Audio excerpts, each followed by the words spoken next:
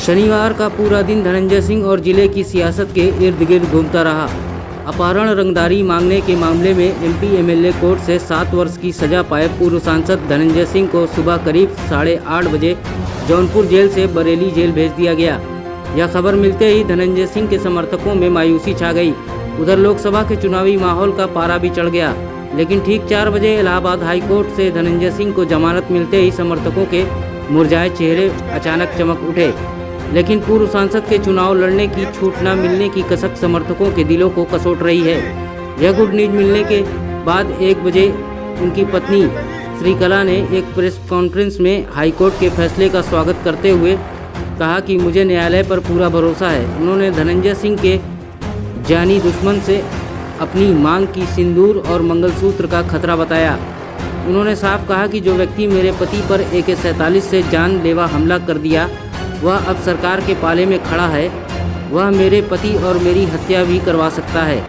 पूरे घटनाक्रम से जिले की राजनीति में पल पल उछाल आता रहा।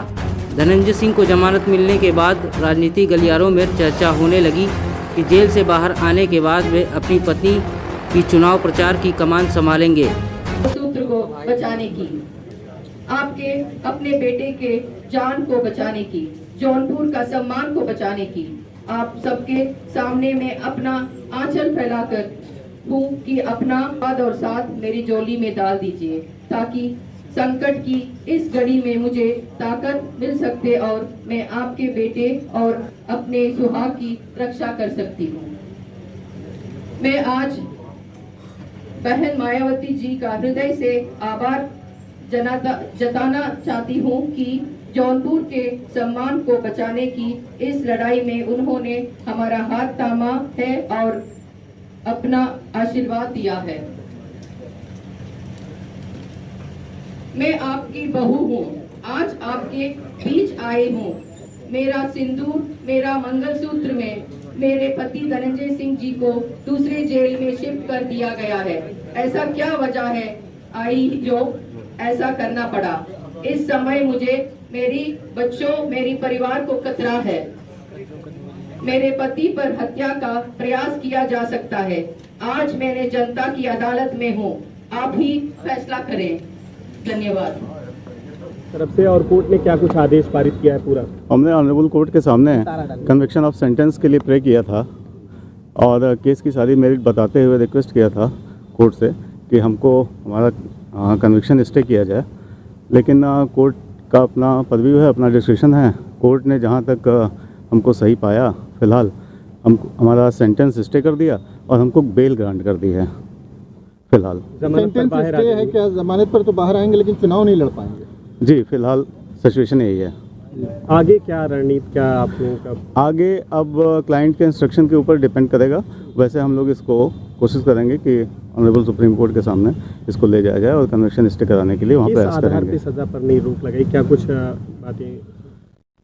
अब अभी डिटेल जजमेंट तो आया नहीं है। जजमेंट सिर्फ प्रोनाउंस किया गया, इतना ही बताया गया कि कन्विक्शन स्टे नहीं हुआ है, सस्पेंड नहीं हुआ है, सिर्फ सेंटेंस स्टे हुआ है और बेल ग्रांट की गई है। ये बताएं कब तक धनंजय सिंह जेल से बाहर आ सकते हैं? वो तो बरेली जेल पहुंच रहे हैं। अब ये है कि यहाँ से ऑर्डर अपलोड हो जाए, इसकी सर्टिफाइड कॉपी वगैरह हम लोग लेके डिस्ट्रिक्ट कोर्ट में वहाँ भेजेंगे और वहाँ से जब रिलीज ऑर्डर जारी होगा तब धनंजय सिंह जेल से पाएंगे।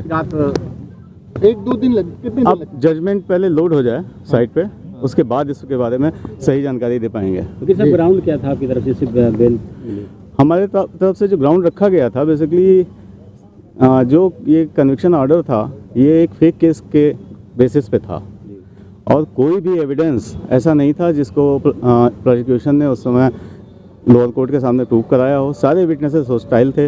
इवन दो कि day after tomorrow lodging FIR deny कर दिया गया था, सारे आरोप, सारे एलिगेशंस, और 164 का स्टेटमेंट मजिस्ट्रेट के सामने रिकॉर्ड किया गया और एक एप्लीकेशन भी उसकी तरफ से जिलाधिकारी को दी गई थी कि SHO ने दबाव बना के हमको एप्लीकेशन लिखाया है और हमारा FIR लॉन्च करने का कोई इंटेंशन नहीं था इस आरोप में। अब ये तो आप लोग जानते हैं कि बड़े कामों में ये हज़ारों करोड़ रुपए का काम था, वो एक पॉलिटिकल राइवलरी चल रही थी। और एक कंस्पिरेसी की गई, मॉनेटरी लॉस बड़ी कंपनियों को ना हो। कुछ लोग लाभार्थी थे जो काम लेके आए थे, अपने ठेकेदारों को काम दिलवाना चाहते थे। हमारी तरफ से तो बुला के यही कहा गया ना कि क्वालिटी ऑफ मटेरियल से आप काम करिए, जो भी कॉन्ट्रैक्टर की लिस्ट है उसको प्रोवाइड करिए, उसको पब्लिश करिए ताकि फेयरनेस के साथ वर्क हो। लेकिन जिनको इससे नुकसान हो रहा था उन लोगों ने एक कंस्पिरेसी हैच करके और हमारे खिलाफ एलिगेशन लगा के और एक फर्जी मुकदमे में फंसाया और धनंजय सिंह से को इसमें फंसा दिया। तो इसके मतलब कि सारे हिंड्रेंसेस उनको लगे कि हमारे दूर हो जाएंगे, हम अपने ढंग से काम कर पाएंगे। क्या इलेक्शन का भी कोई मोटिव था? इलेक्शन होने जा रहा है। नहीं, अब इस बारे में तो हम लोग तो जुडिशियल प्रोनाउंसमेंट के अगेंस्ट आए हैं। अब उसके पीछे और क्या हो सकता है, हम उस पर कोई उंगली नहीं उठाना चाहते। ठीक है, थैंक यू।